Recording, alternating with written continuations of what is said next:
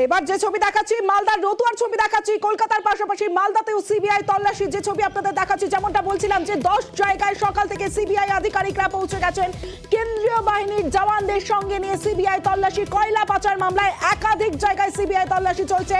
মালদার রতুয়ায় প্রাক্তন সিআইএসএফ কর্মীর বাড়িতে তল্লাশি, একটি লাল ফাইল উদ্ধার হয়েছে যেমনটা আমরা জানতে পাচ্ছি। সেবকের থেকে একটু জানি, সেবক কোনো লাল ফাইল উদ্ধার হয়েছে?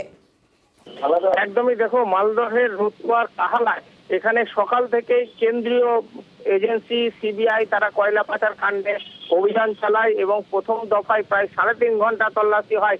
এরপরেই দেখা যায় সিবিআই 8 সদস্যের দল তারা একটি লাল ফাইলে বেশ কিছু নথি নিয়ে বেরোলেন এবং এই লাল ফাইলকে ঘিরে, যে লাল ফাইল সিবিআই আধিকারিকদের হাতে দেখা গিয়েছে, সেই লাল ফাইলকে ঘিরে রহস্য ঘনীভূত হয়েছে। কারণ এই লাল ফাইলে মুড়ে ঠিক কি তথ্য সংগ্রহ করলেন সিবিআই এর আধিকারিকরা, আমরা জানাচ্ছিলাম যে শ্যামল সিং, যিনি সিআইএসএফ এর প্রাক্তন কর্মী, কখনো দুর্গাপুরে কখনো আসানসোলে তিনি কর্মরত ছিলেন। কয়েক বছর আগে তিনি অবসর গ্রহণ করেন। এরপরে কয়লা জমি এই সমস্ত কারবারে তিনি যুক্ত ছিলেন। আজ সকালে 8 সদস্যের দল তারা এই বাড়িতে ঢোকে এবং তারা তল্লাশি চালায়। প্রথমে আমরা দেখি প্রায় 3.5 ঘন্টা তল্লাশি হয়। এরপরে সিবিআই এর আধিকারিকরা লাল ফাইল নিয়ে বেরিয়ে যান। আবার 45 মিনিট বাদে ফের তারা ফিরে আসেন এবং তারা এসে আবারও এক দফা জিজ্ঞাসাবাদ করেন এই ব্যবসায়ীকে।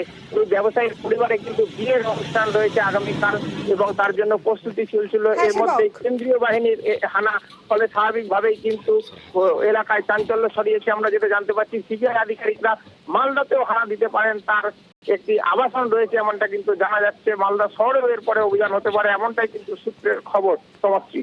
বেশ সেবক, একাধিক জায়গায় সিবিআই তল্লাশি, ভবানীপুরের ছবি দেখছেন মালদার ছবি, অন্যদিকে যে ছবি দেখাচ্ছি আসানসোলের ছবি, 3 জায়গার ছবি দেখাচ্ছি সিবিআই তল্লাশি কয়লা পাচার মামলায়।